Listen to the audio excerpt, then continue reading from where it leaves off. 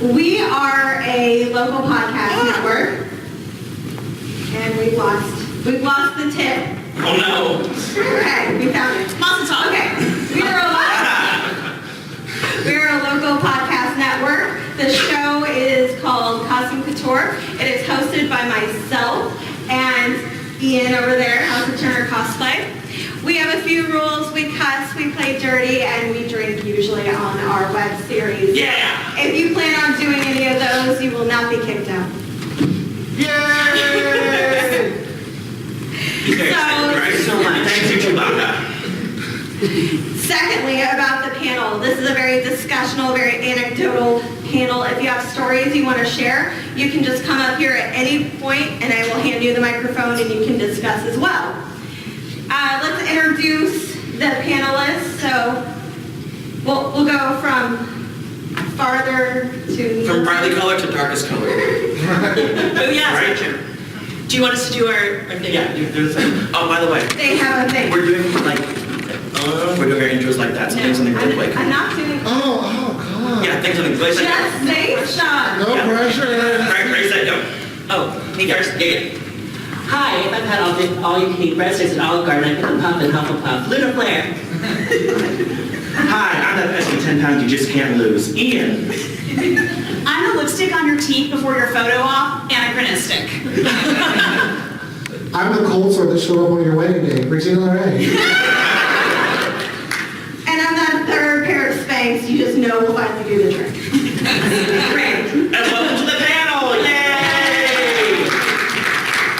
Panel, we're talking Get ready. Okay, so our panel, LGBT and Cosplay, we're basically going to discuss things that involve our sexual and gender identity and how that translates into our cosplay. So hosts and panelists, how does your sexual identity translate to your cosplay?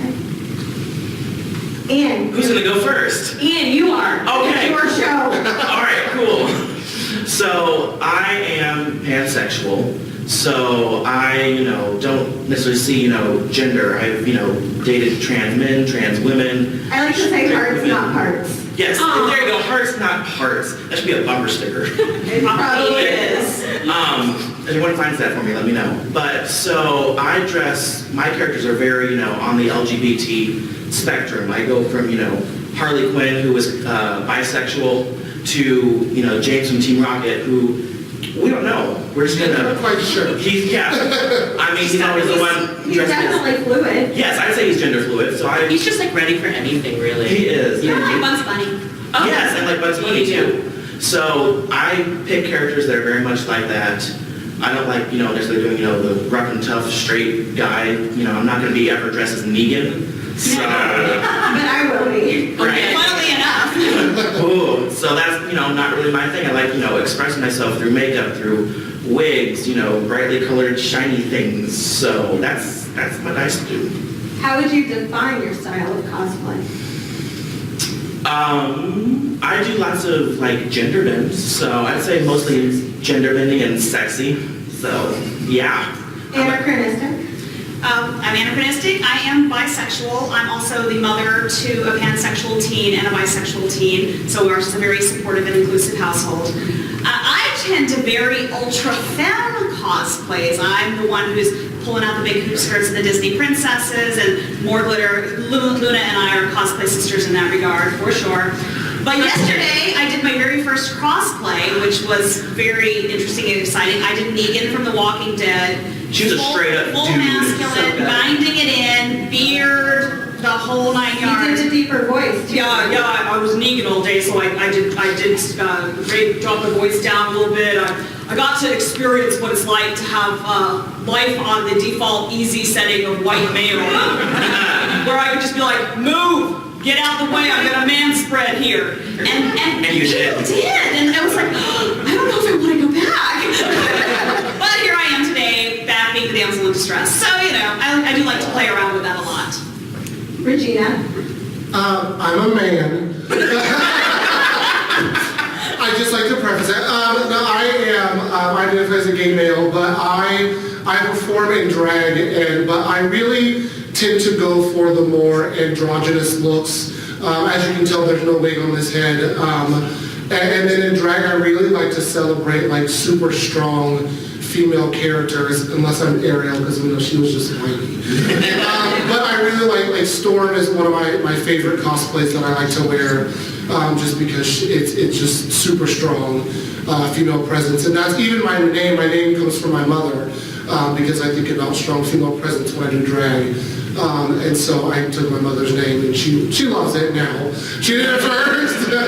But I just really I like to play that androgyny scale to where people sometimes see me walking and are like, is she, is he, is that, what is, although if I'm like full glam like I was yesterday and another volunteer calls me dude or sir, I might go off. She did not get an all. That's a man, Maury. Right, this guy, I did. I was, what did he know? Bro. He called me bro. No. He goes, where's your badge, bro? And I said, I'm going to show you, bro, in a second. And my badge. Oh, Jesus. So I'm like, but if I'm like this, sure, you can call me bro, because you're not quite sure. But like, I'm full glam. I have full updoed hair and all that stuff. Gorgeous gown and everything. I have my like double D tits in, so. I was right on. They're nice. They were there. Luna. Hi, I identify as a cisgender gay male, and but like Regina, I love playing with drag. I love playing with gender expression. Like also like Ian. Actually, everybody's playing with gender. Like, hey, everyone's ass.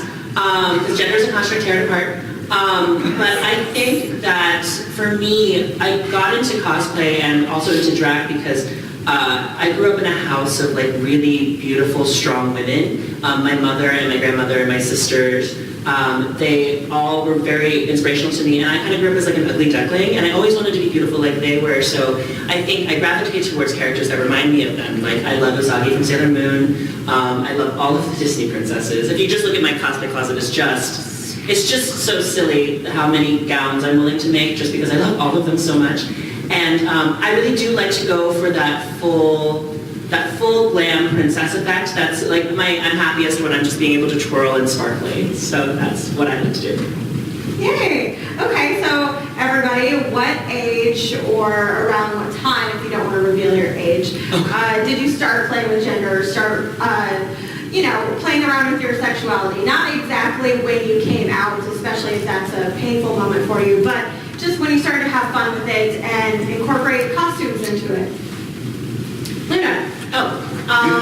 I started cosplaying when I was in college. I was about like the end of my first year of college, beginning of my second year of college, and I had always been really interested in sewing, and my cousin had showed me a couple of things, but then I also looked it up on YouTube. The very first costume I ever made was Sailor Moon. I went out, everything was basically Super 77 together, which is a spray adhesive. I didn't know about undergarments, so you could see my boxer briefs, the skirts, no makeup. The wig itself was like a Party City wig where I like split it in the back because I didn't know about it. Yes. Oh, no one gets to see that picture except for Ian. But split it in the back. But like I had such a great time, and like and so the more my sewing journey also coincided with like my cosplay journey. So the more I learned, the more I wanted to try out for making costumes for myself, and that's sort of when I started doing all that. And then I started researching, like sewing was sort of a gateway drug into like makeup and wigs, and so like it's a snowball and it's terrible get out, but like I never looked back. Anachronistic. Well, I discovered I was bisexual when I was 16. I kissed a girl and I liked it. And then I got to go home and tell my mom, I think I like girls too. And she goes on to tell me about how she lived with a woman for a year in college. And it was just this, I'm not being judged. It was completely accepting. I was very, very, very, very, very lucky in that. So then when my children came out to me, I was like, oh, okay, you know what this means? No one of either gender gets to sleep over. That's all. That's what you get for telling me. You blocked yourself No there. boys, no girls. No boys, no girls, no indeterminate. So Keep your door open. Exactly. I came to cosplay via the Renaissance Festival. I started doing Renaissance Festival, mumble 20 plus years ago, and when I was in high school, so right around the same time that I was having that sexual awakening, I was also discovering costuming. And costuming in the Renaissance world the reason I'm anachronistic is it's play on anachronistic because I love doing things out of time. But it's, the gender roles are very rigid in the Renaissance Festival community. If you are a woman, you will be in a skirt, you will be very feminine. If you are a man, you will be in trousers or tights or kilts, which is kind of feminine nowadays. But you know, it's thou shalt not cross the genders in the Renaissance Festival world. And I got to watch some of my friends who didn't fit in either of those gender roles struggle with that and try to find creative ways around that. Well, I'm more comfortable in women's clothes. Well, maybe I'll be a scholar so I can wear robes. And so watching people find those creative solutions and thinking outside of this very narrowly constructed historical box is always really fascinating to me. Regina? I started drag probably about 8 years ago. Is when I started performing before RuPaul's Drag Race. Actually, I started like a year in there. So at that time, drag seemed to be very like in a box. It seemed to be very, you had to look a certain way, you had to do a certain thing. Everybody was doing pageants because that was the only way to get your name out there. And then it wasn't until I actually came to my first Planet Comicon that I really got into cosplay. I came, first of all, most of you probably don't even remember meeting me. Because I kind of just sat in the corner because it was like, Kevin was like, oh, I want to go to this thing where all these nerds hang out. And I'm like, yeah. And I'm usually like the outspoken like extrovert and he's the introvert. But like at that moment we switched and I'm like, oh, well, I'm just kind of out of my element here. And then actually one of the first people I met that kind of inspired me to get into cosplay was Luna. I remember meeting you. I was like, oh, so I'm like, I have this world of drag that's over here, and there's this world of cosplay that's over here, and I can take them and kind of meet them together.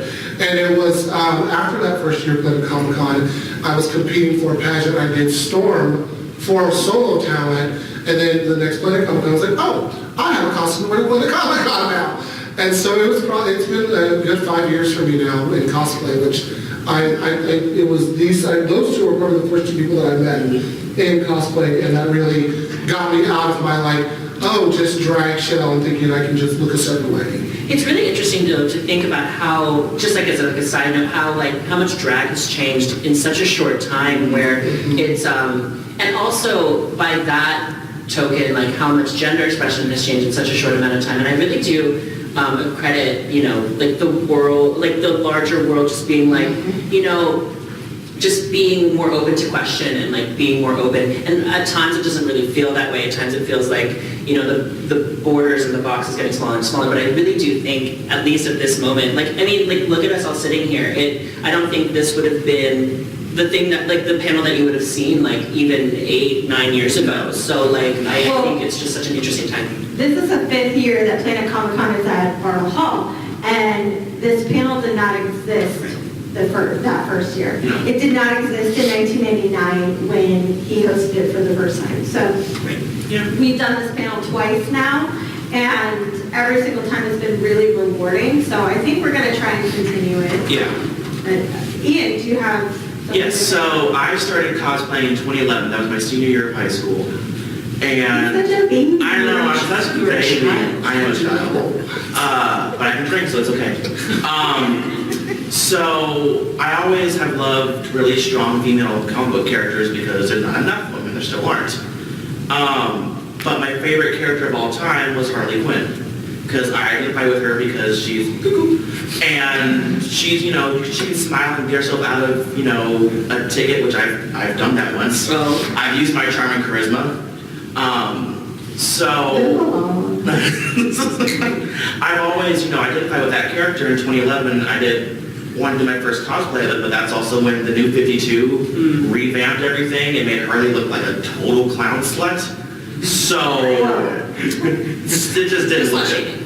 Yeah, exactly. Well, I also need you to have a shirt that says "Total Clown Slut" on it. That should have been your intro. It should, right?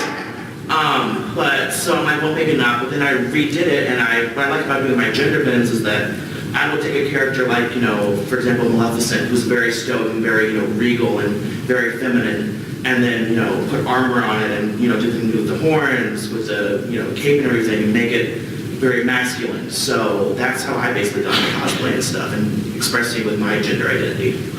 Yay. The end. What's your favorite cosplay memory? The whole panel. Okay, so actually, can I go again? Oh, I'm sorry. You actually have to leave the panel. Damn, alright. So my favorite actually cosplay memory was anyone here when Heroes of Cosplay came to PCC? It was 2013, guys. Do you remember that? That was like the 1 year I didn't go. Oh, I know.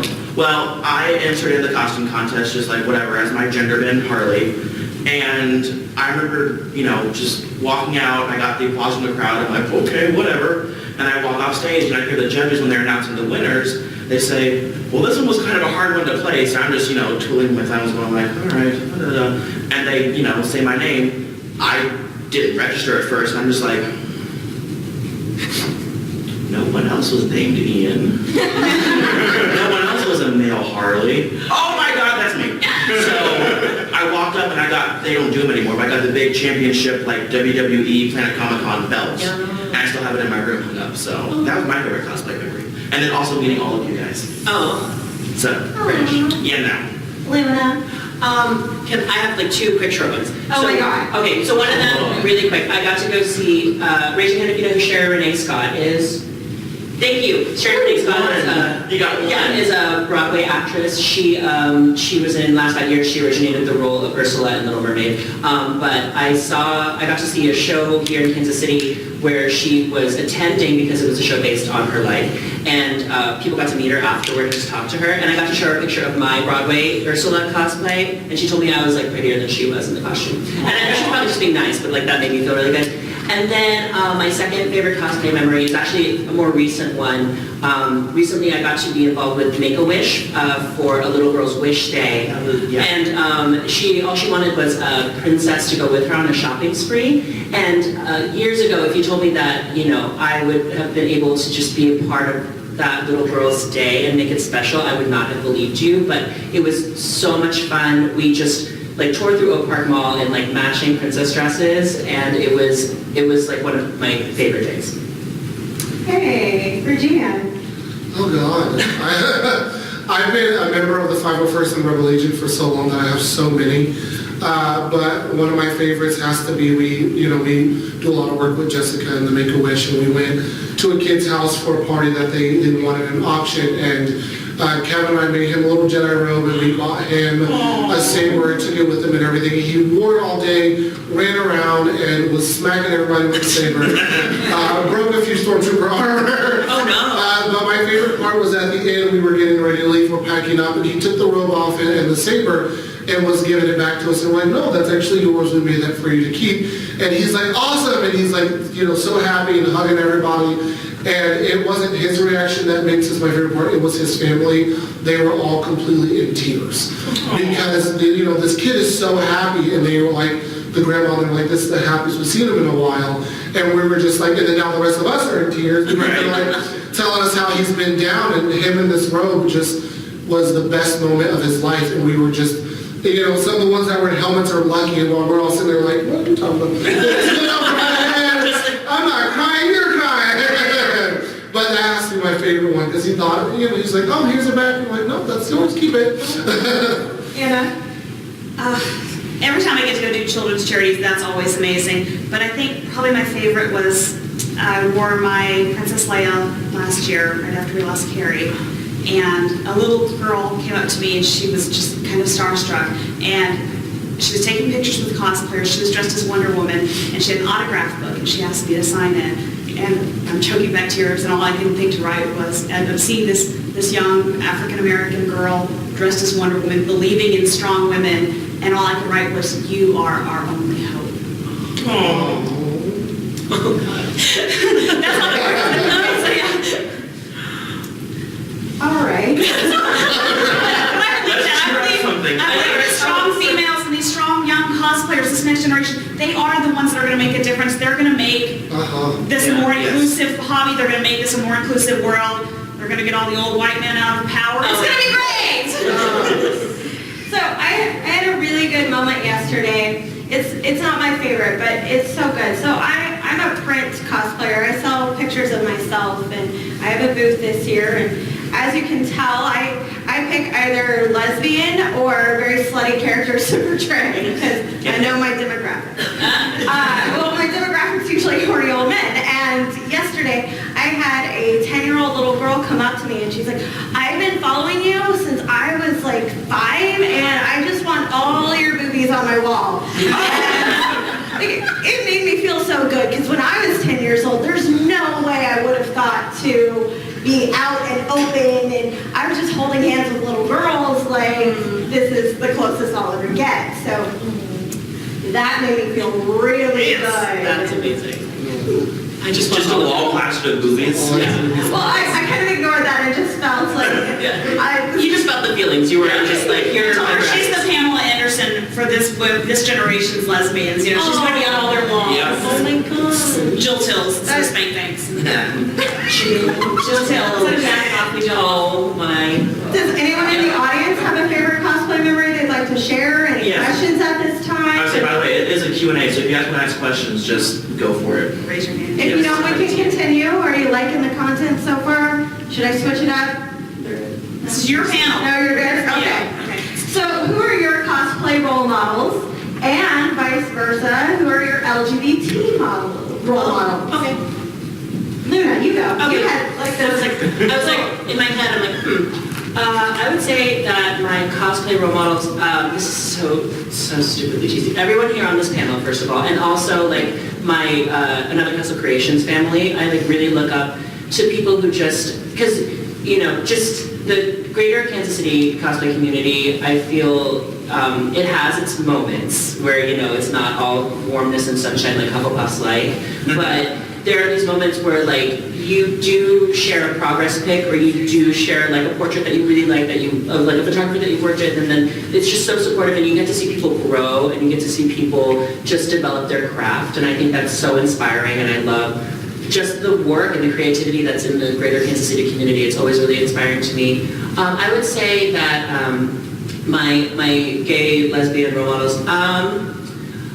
I've always really loved, this is a character, is that okay? That's fine. Hedwig and the Angry Inch, anyone? Okay, yes, no, that movie, I remember watching for the first time in high school, and then it immediately became like a dream role and and just like a way to live. I'm obviously not as loud and flashy as Hedwig, I wish. You're not At the as loud. moment. Oh my god, at the moment, if I could have like volume in my wigs, that'd be great. But always really flat and shaky go. But the just the way that, you know, she had some stuff that she had to get through, but she did get through it, and she was put in a blender, and like all of the things were taken away from her, but she like was able to get through it with her strength, and like with a glitter lid, and it was just like, yep, that's how you need to be. And also the songs are just killer, so everyone go listen to it again.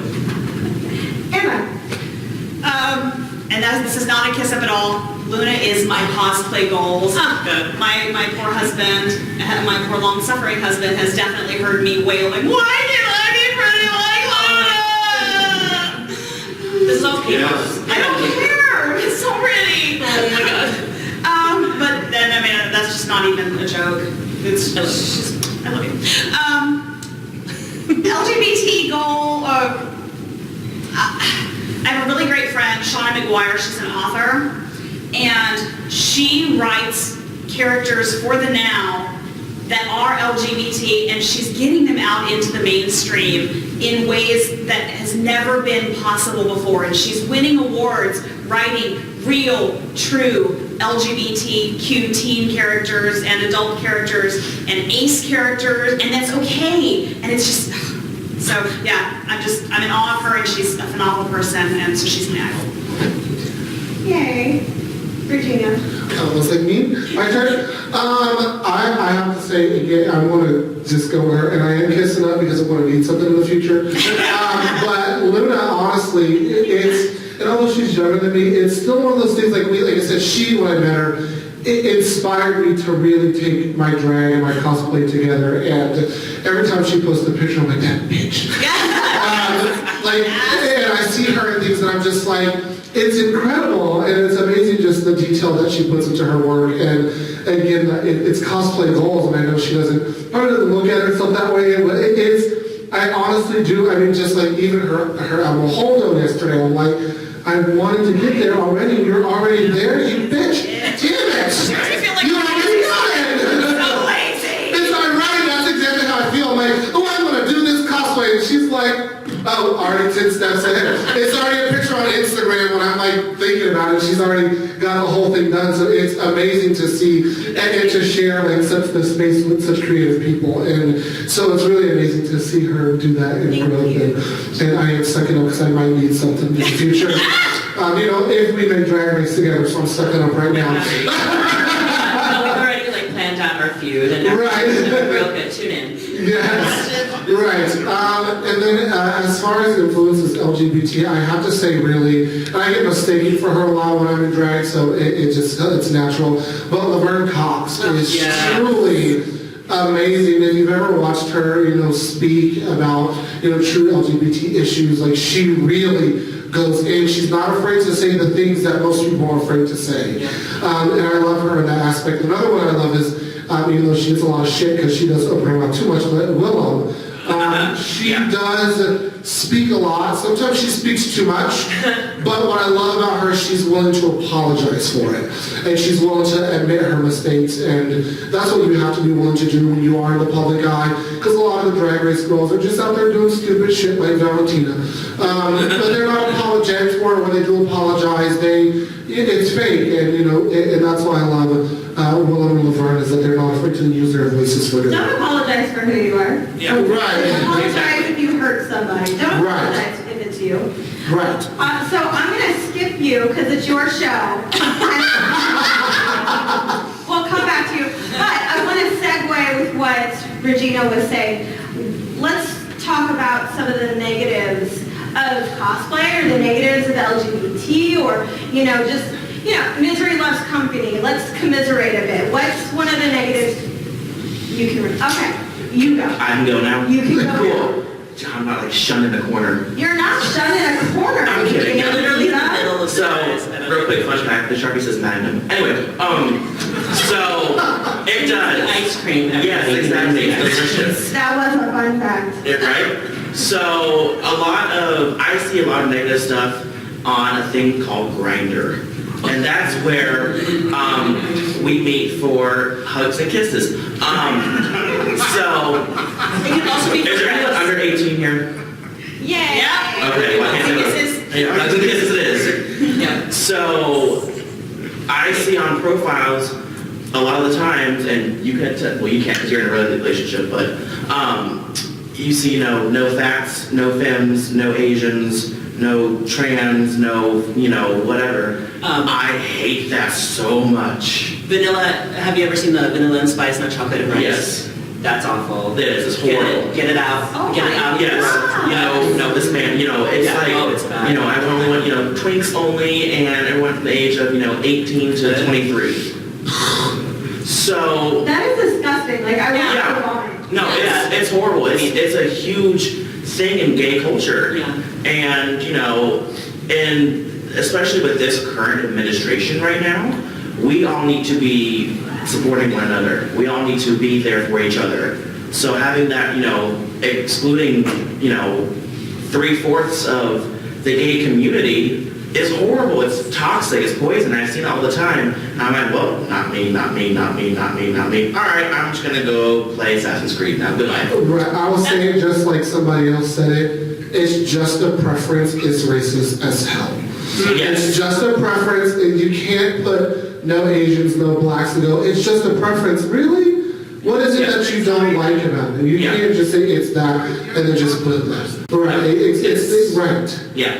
It's also very, to me, when you see stuff like that, it's also like so limiting. Like, why would you limit your world and your experience to only the people that you have a preference for, or that you only, Or that you look like. or like exactly. It's just such a bigger, wider world out there, and like, why would you only want to explore this much? Exactly. So that's my main thing. Yup. I'll go along with that. I've been doing drag for about 8 years, like I said. I've been married for most of that, but we were apart for about 4 months. And another part of that is with that femme is people think that because I do drag that I'm this ultra feminine lady, that I'm just chilling out at home in bras and panties. And so one time I don't do that. I mean, it might be true. James knows, like, half the time I'm running around in my costume trying to figure out what I'm wearing for the weekend.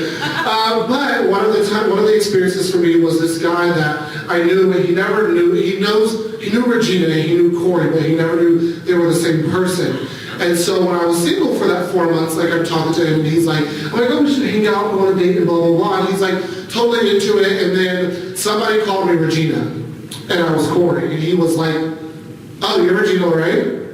I was like, you didn't know that? I mean, we're the same height, by the voice. He's like, oh, you're Regina? And I was like, yeah. He goes, that's very surprising. I'm like, why is that surprising? He's like, you just don't seem like a drag queen.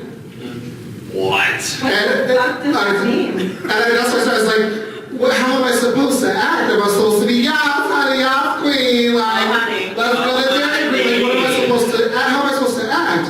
And he's like, well, now that I know you're Regina, like, we can be friends, but I don't really date drag queens. I was like, oh, well, in that case, I pulled my phone, I was like, we're not even friends, delete, block, bye. Get off my Facebook, get off Did you my make him like, pay for dinner? no, we were at the bar, so. Oh. Did you death drop after you drank? I sashayed away and caught my Yes, Lord.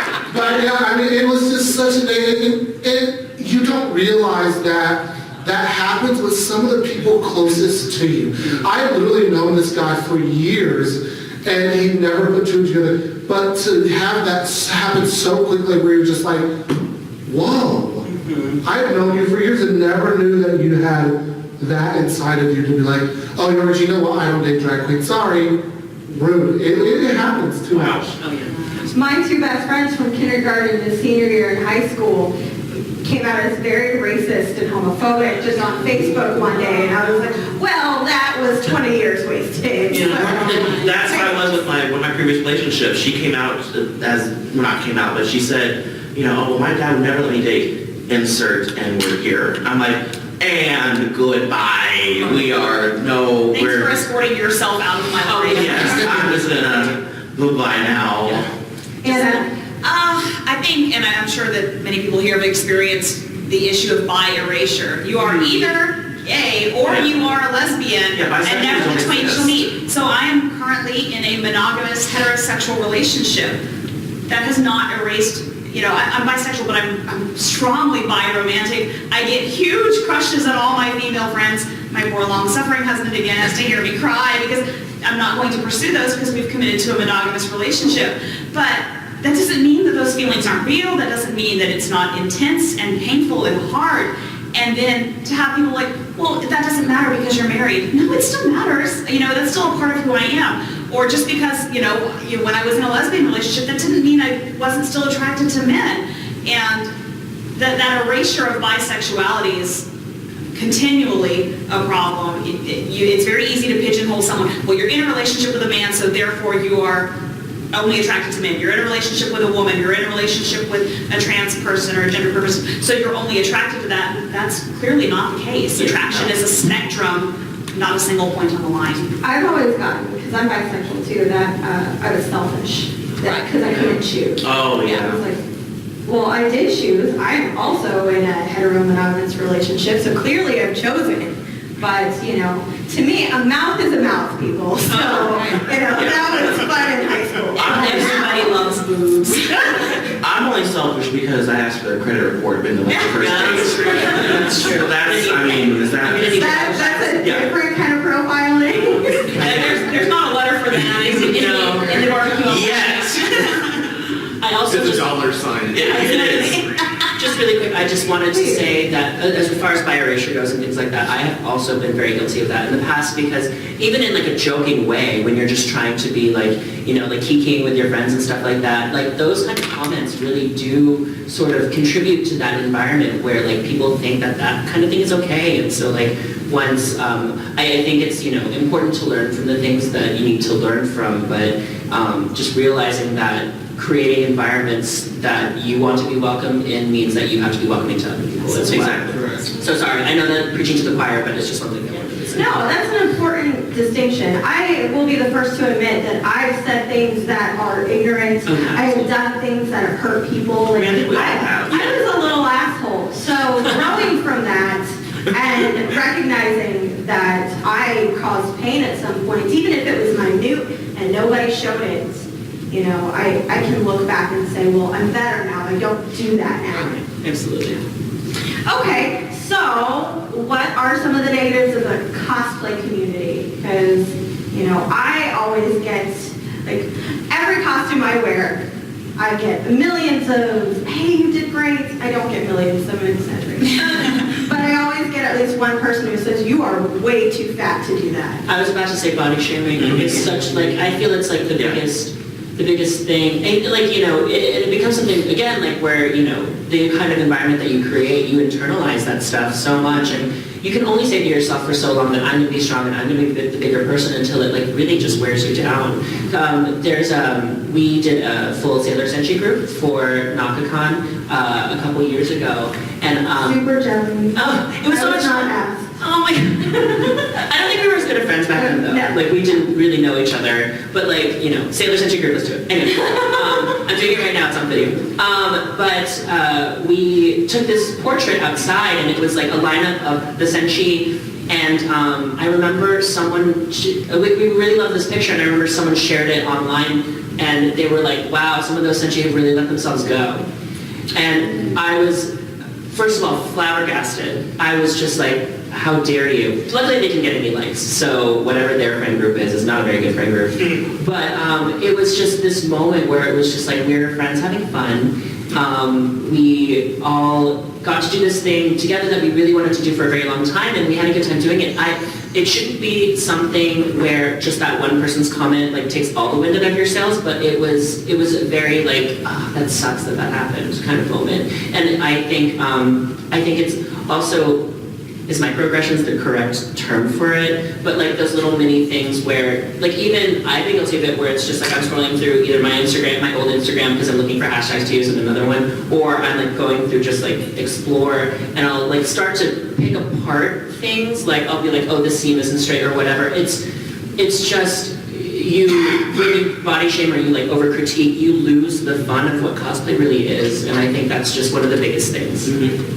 I got body shamed with my Negan yesterday. I go online looking at pictures today, and I'm in the background of Hillary's Xena costume, which was phenomenal. Such a good And some jackwad on her commented, said, well, there's a couple of well-fed bros behind you. I'm like, Get well, out. on one hand, yeah, I guess I passed in my gender bend. Yeah, there you go. Yeah. This is it. But on the other hand, F you and the horse you rode in on. Exactly. So, yeah, Alan Jones sweetly came to my defense, but he always yeah. does. So yeah, I definitely, you know, I'm a proud plus-size cosplayer, and I have no problem being what I am, but I definitely get shamed for that. I'm turning 40 this year, and I'm definitely facing that. Aren't you a little too old to be playing princesses? No, no, I'm not.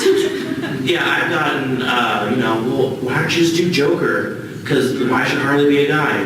Why are you talking to me? I've gotten, why don't you just do like, Prince Philip instead of Maleficent? Because Maleficent has horns and can turn into a dragon. What could Prince Philip do? Kiss He someone. got captured. Yeah, he can be captured and then ride a horse. What does he do? tuning though, I will like. He does, Yeah. but that's beside the point. Yeah. I've got, He has some questionable consent issues. Yes. Oh, yeah. Yeah. That's a whole different But animal. I've got, all this, well, why don't you just do this, or why don't you just do that? Like, because I want to do what I want to do, what I want to be comfortable with. I don't want to live in your box. Exactly. So, thanks, bye. Yep. I got called a prostitute on You did. Friday. A woman came out to my table and asked me if I was doing this to sell myself for sex. I was like, clearly this is the best advertising to do that for. Right. Did you ask how much she was offering? Is that an offer? Everybody's got a price. Yeah. Oh, that was good. Regina, do you? Yeah, it was it's those like backhanded side comments that people made. And last year I was walking around as Ariel and somebody went, Black Ariel, cool. Oh. What's that supposed to be? Like it's just Ariel, why she gotta be black Ariel? Why gotta be white? Why gotta be like? And that was the biggest thing. That was like, I heard it, and I just kept walking because I'm like, I can get in a lot of trouble. And especially when you're like, this guy's walking by, and I look back to see who says it, and he's shorter than me, and I'm like, dude, in heels, I'm like 6'8". Like, come on. You are tall, like you tower. But it's just like, you know, when You have to people. climb you to say that to your face. Right. And it's just like those just like backhanded things that you hear people say, you know. And like in drag, we make those like funny things like that's cute for you. Yeah. It's like kind of one of those like backhanded things. Like you tell them it's cute, but for them. And that's how I felt about it. It's kind of like black Ariel, cool. Like what? Luna, I want you to tell your story at Joann's.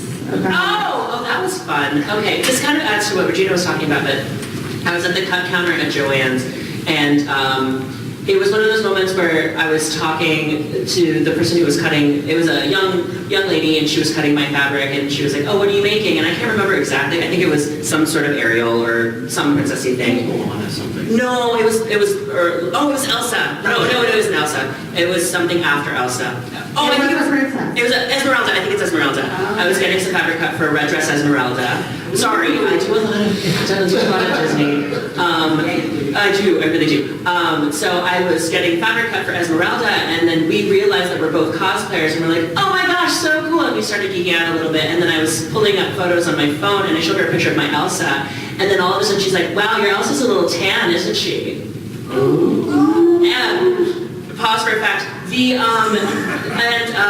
All of a sudden it was like this sort of rapport that we started to have. It was just like, oh, did you really just go that way? Right. It is very like Black Ariel. It's just like, what is the... Right, what does the that deal? have to do with? Exactly. It was just like one of those things too, where it was like, we don't know each other like that. Like, Right. Even if we did, I would have to be like, hey now, like, what is that? So that was like really one of the first instances, because usually when I cosplay princesses, even if they don't look exactly like me, I've never really broken the fantasy for anyone. No. You know, like little kids really love, like, my Ruby and I used to do Anna and Elsa a lot, and they really loved that. And then I've also done Ariel. Here's another. When I do Anastasia, like, people are usually really about it, but then it's just that kind of comment. It was just that moment where it's like, oh, this still exists. Like, this is still a thing that's out there. And so, like, for me, I just want to make sure that I'm never. Like, I want to be open to people's cosplay and what they want to present and what they want to, like, show to the world, because that's what they were feeling and that's what they wanted to do, and I just want to be really supportive of that, so that they don't have a moment like that. Those were really good stories. Any questions? We have a few minutes left. Yes, please. I'm not sure any of y'all are old enough to have ageism issues, but I do. I'm almost 40. I'm 60. Yeah. I get there's a lot of, you know, or I hide my age. when I was in my 50s, there was a lot of like, why don't you go home and play with your toys at home, or, you know, Right. like that. So I always found that odd. But I will say that the millennial people that are coming up are a lot more inclusive than, say, Those of you that raised your hand when you're 18. Yes. That's you. That are inclusive. Thank you. It's 18 to 35, so. Yep. Well, what I'm saying is I'm not getting the pushback Good. from the That's great. 18 to Yeah. 30-year-olds like I did from the 40 to 50-year-olds. Right. I think there's a large chunk of the millennials that realize they're outcast weirdos, and they realize that we could be outcast weirdos together. Yes. So why not let everybody in that group and not suffer in silence, you know? So I hide my age. In January, I had my birthday, and I was told by quite a few people that buy my stuff, like support what I'm doing, tell me that they would stop when I hit a certain age. Well, buddy, I passed that age already, so I'm not going to tell you. Wow. So I will keep that as hidden as I can until I can't hide it anymore, and then I'll probably make costumes. And Oh yeah, and then it's Don't take that necklace off. Yeah. Even like another House Creations, we've gotten a little bit of ageism too, and we're all like, I think we're more seasoned, I would say, for people who do cosplay, but like. I think I saw a comment on one of our Senshi pictures, like Sailor Senshi pictures, where it's like, they're a little too old to play Sailor Senshi. Granted, they are all 14 years old, But I like to say that we're the Crystal Tokyo Senshi when they've like reawakened and they're like mid-20s, like maybe Jupiter's 30, but you know, that's like... I don't know if you guys know this, but the big cosplays out there, the ones that have millions of followers, they're all in their 30s. Yeah. They're all, like Yaya Han is 35, 36. So, you know, if she can go out there and do this. And that's because it takes time to develop these kinds of skills, Exactly. and it takes time to have money to buy all the stuff to do Yeah, these exactly. things. You know, it's hard when you're just starting out. I am a firm believer cosplay is for everybody. No ifs, no ands, no buts. But you know, yeah, it does. Some of these skills take time to acquire, and some of these funds take time to acquire, unless you're lucky enough to find a sugar daddy. So, still working on it. I'm still working on it. Fingers crossed. Fingers crossed. Ready? Okay, let's end. Oh, Do you guys accept yourselves, and how did you get there? And that was your question you wanted, so. That's deep. Right? Right? It took a little bit, I'm not gonna lie. Yeah. It's, here. you know, I fully everyone like in my family knew I had like a little sugar in the tank. So, but I wasn't, you know, really fully realizing my, you know, sexual identity until much later in life, like, you know, later on in high school and my college years, which is a lot to, you know, what people say as well as when they, you know, experimented with whatever and did whatever. But, you know, RuPaul actually says the thing, you know, if you can't love yourself, how the hell can you love someone else? So you need to, you know, love yourself and love who you are and, you know, take charge of that. Don't let anyone else take charge of it for you. You know, if you have family members who will not support you, as members of the LGBT community, we are a huge family. This is our chosen family. Someone will be there for you no matter what. So even if you don't think you accept yourself, others will accept you. We accept you, every single one of us. Yes. We accept each other. Anna? I do accept myself, and I'm glad that I got to the point where I was able to accept myself and who I was before my kids came to me, hoping for that same acceptance, because I was able to give it unconditionally. This past year for Pride Fest, my husband and I went out to Pride Fest, and we carried around a sign and said, "We are mom and dad, and if you never had that positive coming out experience, you can come out to us, and we're going to give you that positive experience." And it was the most rewarding You got people experience. crying over it. Oh, it was the most rewarding experience I've had in a very, very, very long time. And I got so many hugs, and because people don't always have that positive experience, and I was so grateful to be able to give that to some people. But, you know, I'm all about, again, cosplays for everyone, acceptance for everyone. I came to acceptance through a long, hard road, you know, and there are still some days I wake up in the morning and I'm like, hey, myself, but I don't. I love myself at the end of the day. And now my goal is to spread that acceptance out into our community, and, you know, shameless plug for which I get no money. I run a Facebook group called Heartland Cosplay Society. It is 100% zero tolerance on any kind of bullying or shaming. I will shut that down in a heartbeat. You will see my knee get real fast. Yes. So please know that you're welcome there. If you're allowed on Facebook, you're allowed to be there. It's a great place to come ask questions. It's also a great place to come for support. So please know that that's a resource available to you. And again, that's Heartland Cosplay Society on Facebook. Regina? Yeah, I have to say it took some time because my family grew up in a very, very traditionally black family that had their own church. It was very, very hard for me, and I didn't even for like coming out to my mom. I didn't really come out to my mom. You know, this is during the MySpace time. Some of you people are too young to know MySpace. But all I did was, like, my mom moved here. She kind of knew that I was gay. She kind of found out because she kind of found something that me and my boyfriend, like a book that we passed back and forth, but I still denied it. And it wasn't until she moved back to Florida and left me here that I was like, you know what? I'm just going to live my life and I don't care what she thinks. So I changed my sexuality to gay and added her as a friend on MySpace because I had not accepted it yet. And then, you know, a few years later, I was like, I saw my uncle at the bar. She's like, at the gay bar? You know, you get on MySpace? I said, I know you're on MySpace, and that's why I did it. Hi, you're welcome, I'm gay. And so, like, it's all like they said, you have to accept yourself and love yourself. I work in the property management field during the day, and I work in a very, like, not low income area. We're trying to raise it up. But it was very, like, they rented to very questionable people. And those questionable people get angry and mad at things that we do, and their first thing to do is to call me the F and they think that it's supposed to hurt me, but I'm like, at 32 years old, I've heard it all, I've been through it, and so one called me the other day, and they said, thank you, you are very observant. Now get out of my office before I call the police. And he got so mad because he expected a rise out of me, but I mean, you gotta take the power out of those words when people use them toward you. If you don't give them a rise and you give them the reaction that they want, that's what they're going for. So you really take the power out of negative words that they're saying, and that's how I've learned to accept myself, is to take the power out of the words and the things that people say to me to try to come down on me, because I know that might be your opinion of me, but your opinion of me does not determine and describe who I am, it determines and describes who you are. Yes. Boom. Yes. For me, I think acceptance of yourself happens every day. Like Anna said, sometimes you wake up and you're like, I can't do it, but like I've been so lucky to find so many people in my life that give me love and acceptance that I can find it in myself when I need it the most. And I think as far as like my journey, for a really long time, I was very shameful that I was so attracted to these creative things, to drag, to gender expression, gender identity things.